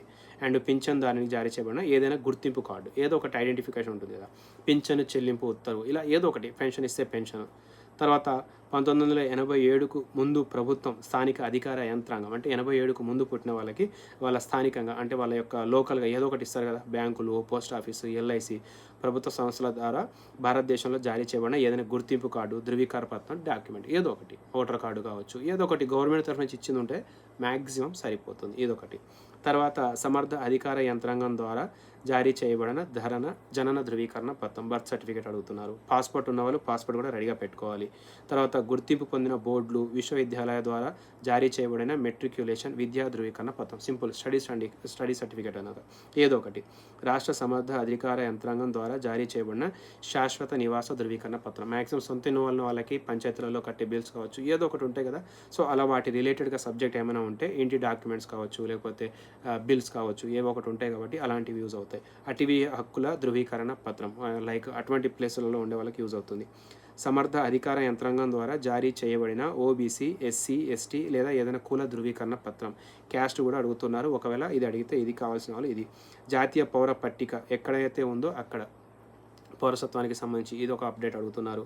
ఏదైనా చట్టబద్ధమైన పరిపాలనా నిబంధనల కింద ప్రభుత్వ అధికారులచే నిర్వహించబడే కుటుంబ రిజిస్టర్ డాక్యుమెంటు, ప్రభుత్వం ద్వారా జారీ చేయబడిన ఏదైనా భూమి, ఇంటి కేటాయింపు ధృవీకరణ పత్రం, ఆధార్ కోసము జూలై 9, 2025 తేదీ గల లేఖ నెంబరు 23/2025 ఈఆర్ఎస్ వాల్యూమ్ నెంబర్ 2 ద్వారా జారీ చేయబడిన కమిషన్ ఆదేశాలు అనుబంధం వర్తిస్తాయి. ఇలా ఇప్పుడు మనం చూస్తే ఇవన్నీ కూడా మనకు డాక్యుమెంట్స్ అడుగుతున్నారు. వీటిలో మెయిన్ డాక్యుమెంట్స్ మీ దగ్గర ఎంతవరకు ఉంటే అంతవరకు కలెక్ట్ చేసి పెట్టుకోండి. ఏదో ఒకటి ఉంటుంది కదా, ఓటర్ కార్డు మీ దగ్గర ఏది ఉంటే అది ఫస్ట్ రెడీగా పెట్టుకోండి. ఫస్ట్ 99% 2002లో సెల్ఫ్గా ఉన్న వాళ్ళకి పేరు అంతా పర్ఫెక్ట్గా ఉంటే 99% వాళ్ళకి ప్రాబ్లం లేదు, ఎటువంటి డాక్యుమెంట్స్ కూడా అవసరం లేదు అనేది ఒకటి మనం వినున్నాం ఆల్రెడీ. అండ్ ఎవరైతే 2002 తల్లి తండ్రి ప్రూఫ్ ఇచ్చి ఉంటారో సో వాళ్ళకి సంబంధించి ఏదైనా ఒక డాక్యుమెంట్ అనేది 99% రెడీ పెట్టుకోండి. తల్లి తండ్రి లేదా అలాగే మన బర్త్ సర్టిఫికేట్ కావచ్చు, లేకపోతే మన స్టడీ సర్టిఫికేట్స్ కావచ్చు, ఏ ఒకటి రెడీగా పెట్టుకొని సిద్ధంగా ఉండండి. ఒకవేళ ప్రజెంట్ మ్యాపింగ్ టైంలో అడిగితే అప్పుడు ఇచ్చేయండి, లేదా రెడీగా పెట్టుకోండి. ఎప్పుడైనా అడిగితే వాటిని కూడా ఇవ్వడానికి సిద్ధంగా ఉండండి. ఇలా ఈ యొక్క మ్యాపింగ్ ప్రక్రియలో మనకు ఈ స్టెప్స్ అనేది డాక్యుమెంట్స్ రిలేటెడ్ ఇవన్నీ కూడా వెరిఫికేషన్లు నడుస్తాయి. ఇవన్నీ అయిపోయిన తరువాత ఓటర్ల జాబితా తుది ప్రచురణ అంటే ఫైనల్ అయిన ఓట్లు ఎవరెవరివి ఉంటాయి, ఎవరెవరికి పోతాయి పర్మనెంట్గా అనేది ఇక్కడ మనకు తెలుస్తుంది. అది అక్టోబర్ 1వ తారీఖుకి ఫైనలైజ్ అయ్యే అవకాశం ఉంది. ఇలా ఈ యొక్క స్పెషల్ ఇంటెన్షన్ రివిజన్ ప్రత్యేక సమగ్ర సవరణ ఎస్ఐఆర్ మ్యాపింగ్ ప్రక్రియ అనేది మనకు డేట్ వైజ్గా నడుస్తూ ఉంటుంది. సో కాబట్టి ఏ ఒక్కరు కూడా దయచేసి నెగ్లెక్ట్ చేయకండి, అస్సలు ఆలస్యం చేయకండి, అస్సలు ఏ మాత్రం కూడా తర్వాత చూద్దాం అని చెప్పి వెయిట్ చేయకండి. జూలై 24 లాస్ట్ డేట్ కాబట్టి కనీసం 2-3 రోజులు 5 రోజుల ముందే ఈ యొక్క ప్రాసెస్లో మీ యొక్క వివరాలు 2002లో ఉన్నాయి వెతకండి. దయచేసి వెతికి ఆ వివరాలు అనేది మీకు ఏదైతే ఎస్ఐఆర్ ఫారం ఇస్తా ఉన్నారో ఎన్యుమరేషన్ ఫారం దాన్ని తీసుకెళ్ళి ఇచ్చేసేసి ఆ ఫామ్ నింపి వాళ్ళు బిఎల్ఓకి 2 కాపీస్ అడుగుతారు, ఇవ్వండి, ఒక ఫోటో పెట్టేసేసి బిఎల్ఓ సంతకం తీసుకోండి. ఖచ్చితంగా ఫారం నింపి ఇచ్చేవాళ్ళు రెండిట్లలో సేమ్ రాయండి. ఒక ఫారం బిఎల్ఓ తీసుకుంటారు, ఒక ఫారం మీరు తీసుకుంటారు. సో 2 ఫారంలలో కూడా మీ సంతకం పెట్టండి అండ్ వాళ్ళ ద్వారా కూడా బిఎల్ఓ సంతకం పెట్టి ఫారం తీసుకుని జాగ్రత్తగా దాచిపెట్టుకోండి. ఫోటోలు తీసి పెట్టుకోండి, జాగ్రత్తగా దాచిపెట్టుకోండి. తర్వాత పేర్లు ఇచ్చేటప్పుడు చాలామంది మిస్టేక్ చేసే అవకాశం ఉంటుంది. అట్లా భయపడాల్సిన అవసరం ఉంది. ఫారం నింపేటప్పుడే ప్రతి డేటా కూడా దగ్గర పెట్టుకోండి. ఓటర్ కార్డులు అన్నీ కూడా ప్రజెంట్ ఇచ్చేవన్నీ కూడా దగ్గర పెట్టుకోండి. ఎందుకంటే వాటి మీద పేర్లు ఎట్లా ఉంటాయో అలాగే ఇచ్చే ప్రయత్నం చేయండి. ఎందుకంటే ఇది చాలా అవసరం. ఆ తర్వాత కొంతమందికి ఇప్పుడు బిఎల్ఓలు ఆన్లైన్ మ్యాపింగ్ చేయలేదన్నారు, కొంతమంది ఏమో ఆన్లైన్లో లింక్ ఉన్న వాళ్ళు కొన్ని ఏరియాలో కొన్ని నడుస్తున్నాయి. మా దగ్గర కొన్ని నడుస్తాయి. ఏంటంటే ఎవరిదైతే ఆన్లైన్లో అప్డేట్ చేసామో వాళ్ళ ఫారమే మేము తీసుకుంటాం. ఈ యొక్క మాట బయటకు వచ్చింది. సో ఇది 99% నిజం కాదు. ఎవరిది మ్యాపింగ్ చేసినా చేయకున్నా మీ ఇంటికి ఫారం అనేది 100% వస్తుంది. లేదా మీరే వెళ్ళి స్వయంగా వెతికి తీసుకోండి. వాళ్ళ దగ్గర ఉంటాయి, మొత్తం ఇంత కట్టలు ఉంటాయి. సో ఆ ఫారం తీసుకున్న తర్వాత నింపించేసేస్తే మీకు ఆటోమేటిక్గా ప్రాసెస్ అనేది కంప్లీట్ అయిపోతుంది. ఒకవేళ ఆన్లైన్లో కూడా మ్యాపింగ్కి సంబంధించి మీకు అప్లై చేసుకోవచ్చు. మ్యాపింగ్కి అప్లై అంటే ఇప్పుడు బిఎల్ఓ ఉంటారు, బిఎల్ఓ మొత్తం చేయాలంటే టైం పట్టవచ్చు. సో దానికంటే ఇక్కడ మీకు మీ యొక్క ఆధార్ కార్డు నెంబరు ఫోన్ నెంబర్కి లింక్ అయి ఉంటే, మీ ఓటర్ కార్డ్ నెంబరు ఫోన్ నెంబర్కి లింక్ అయి ఉంటే, రెండిట్లో పేర్లు సరిగా ఉంటే, ఒకవేళ మీ దగ్గర 2002లో పాతవి డేటా మీ సొంతంగా కావచ్చు లేదా మీ తల్లిదండ్రులు ఎవరైతే లింక్ చేస్తున్నారో ఆ వివరాలు కనుక మీకు ఉంటే, సో మీరే స్వయంగా ఈసీఐ నెట్ యాప్ లేదా ఓటర్ వెబ్సైట్ ఏదైతే ఉందో అందులో లాగిన్ అయిన తర్వాత మీరే స్వయంగా కూడా ఈ మ్యాపింగ్ అనేది జస్ట్ అప్లై అనేది చేసుకోవచ్చు. ఆన్లైన్లో అప్లై చాలామంది ఏంటంటే నేను చూస్తూ ఉన్న వీడియోలలో మ్యాపింగ్ చేస్తూ ఉన్నాము అని చెప్పి యూట్యూబ్లలో వీడియోలు పెడుతున్నారు. సో అది ఆన్లైన్లో చేసేది కేవలం అప్లై మాత్రమే. ఫస్ట్ అటెంప్ట్ అంటాం దాన్ని. అప్లై చేసిన తరువాత దాన్ని సెకండ్ టైము అప్రూవ్ చేయాలి. బిఎల్ఓ అనేవాళ్ళు దాన్ని అప్రూవ్ చేయాలి. బిఎల్ఓ అనేవాళ్ళు అప్రూవ్ చేసిన తర్వాత ఈఆర్ఓ ద్వారా మనకు జూలై 31కి ఏదైతే మనం చెప్పామో అప్పుడు డేటా వస్తుంది. సో ఇక్కడ ఆన్లైన్లో ఇప్పుడు నేను ఆధార్ కార్డుతో లింక్ చేశాను, అప్లై చేసేసానని చెప్పేసి వదిలేస్తే మీరు పొరపాటు చేసినట్టే. అలా అప్లై చేసింది కేవలం అది అప్లై మాత్రమే, అది వెరిఫైడ్ కాదు. దాన్ని యాక్సెప్ట్ చేయాల్సింది మీ లోకల్ బిఎల్ఓ. సో ఒకవేళ బిఎల్ఓ చేయలేదు కాబట్టి మీరు ఏం చేయొచ్చు, ఫస్ట్ ఆన్లైన్లో ఒకవేళ మీకు ప్రాసెస్ అంతా పర్ఫెక్ట్గా ఉంటే ఆధార్ కార్డు అవన్నీ డేటా ఇచ్చిన తర్వాత వాటిని అప్లై చేసి ఆ ఫారం ఒకటి ఇస్తారు కదా, ఆ ఫారం కూడా మీరు ఖచ్చితంగా మళ్ళీ నింపి ఏదైతే మీరు ఆన్లైన్ చేశారో ఆ ఫారం కూడా నింపి బిఎల్ఓకి ఇచ్చి, మేడం ఇట్లా మేము ఫారంని ఆల్రెడీ ఆన్లైన్లో అప్లై చేసాము, సో మళ్ళీ కూడా ఇక్కడ రాసిస్తున్నామంటే కొంచెం వాళ్ళకి ఏంటంటే అక్కడ ప్రాసెస్ అలా తగ్గిపోద్ది, అంత హెవీగా ఉండదు. జస్ట్ వాళ్ళు స్కానర్ చేసేసేసి సో ఈ కస్టమర్ ఆల్రెడీ ఇక్కడ అంతా మెన్షన్ చేశారు కదా, ఎంత కరెక్టా కాదా అని చెక్ చేసుకొని వాళ్ళు దాన్ని అప్రూవ్ చేయడం జరుగుతుంది. దీని ద్వారా ఏంటంటే జస్ట్ మనకు ఈ యొక్క ఆన్లైన్లో అప్డేట్ మాత్రం వెంటనే అయిపోవడం జరుగుతుంది. వితౌట్ బిఎల్ఓ మీరు ఈ యొక్క మ్యాపింగ్ అనేది సొంతంగా చేసుకోలేరు. జస్ట్ మీరు మ్యాపింగ్ అప్లై చేసుకోగలుగుతారు, వెరిఫై మాత్రం బిఎల్ఓ చేయాలి. ఆ తర్వాతనే మనకు ఫస్ట్ అటెంప్ట్లో జస్ట్ మనకు డేటా అనేది వస్తుంది. దాంట్లో మనకు పేరు రావచ్చు, రాకపోవచ్చు, వెరిఫై అవ్వచ్చు, వెరిఫై అవ్వకపోవచ్చు. ఆ తర్వాత మనకు మళ్ళీ టైం ఇవ్వడం జరుగుతుంది. ఫైనలైజ్ అనేది అక్టోబర్ 1కి జరుగుతుంది. సో ఇది కంప్లీట్గా మన యొక్క ఎస్ఐఆర్ మ్యాపింగ్కి సంబంధించినటువంటి టోటల్ వీడియో. 99% నాకు తెలిసినంత వరకు, నాకున్నంత వరకు అవగాహనతో ఈ వీడియో అయితే చేయడం జరిగింది. సో ఇది నా బాధ్యత మన మిత్రులకి, మన శ్రేయోభిలాషులకి, మన బంధువులకి. ఎందుకంటే నేను చూస్తున్నంతవరకు చదువుకున్న వాళ్ళు కూడా దీన్ని నెగ్లెక్ట్ చేస్తూ ఉన్నారు. ఇంట్లో చదువుకున్న పిల్లలు ఉన్నారు, పెద్దవాళ్ళు ఉన్నారు. అసలు ఏమాత్రం కూడా మరీ ఇంత బద్ధకం పనికిరాదు, మరీ ఇంత చులకన కూడా అంత మంచిది కాదు. ఎందుకంటే ఒకప్పుడు ఎన్ఆర్సీ అనేది వస్తుంది అంటేనే కింద పైన ఒక్కొక్కడు ఏదేదో చేసేసారు అప్పుడు. అటువంటిది ఇప్పుడు ఇది ఎస్ఐఆర్ మ్యాపింగ్ అంటే ఏంటి, చిన్న విషయం కాదు. 2002లో నువ్వు ఇక్కడ ఉన్నావు అని నిరూపించుకునే ప్రక్రియ ఇది. దీనిని మరీ అంత చులకన చేసుకుంటే నిన్ను నువ్వు నష్టపరుచుకున్నట్టే. తర్వాత వాళ్ళ మీద వీళ్ళ మీద పడి ఏడవతే ఏమి వచ్చేది లేదు. ఇక్కడ నిజంగా ఒకవేళ మీరు ఇక్కడే ఉంటే భయపడాల్సిన అవసరం లేదు. ఇక్కడ ఏంటి మ్యాక్సిమం బయట నుంచి వచ్చిన వాళ్ళకి ఇబ్బంది అయితే 100% అయ్యే అవకాశం ఉంది. ఎందుకంటే వాళ్ళ దగ్గర సరైన ప్రూఫ్లు ఉండవు. ఒకవేళ మీరు ఇక్కడే పుట్టారు, ఇక్కడే పెరిగారు, ఒకవేళ తల్లి తండ్రి పెద్దగా చదువుకోలేదు, డాక్యుమెంట్స్ ఏమీ లేవు అంటే వెతికితే ఏదో ఒకటి దొరుకుతుంది. అందుకే ఇప్పుడు ఈ 2002 ఓటు, 2002లో మీరు ఒకవేళ ఓటు వేసి ఉంటే ఆరాంగా డేటా ఇవ్వండి. 2002లో మీరు వేయకపోతే మీ తల్లి తండ్రి తాతగారు ఎవరో ఒకరు ఉంటారు.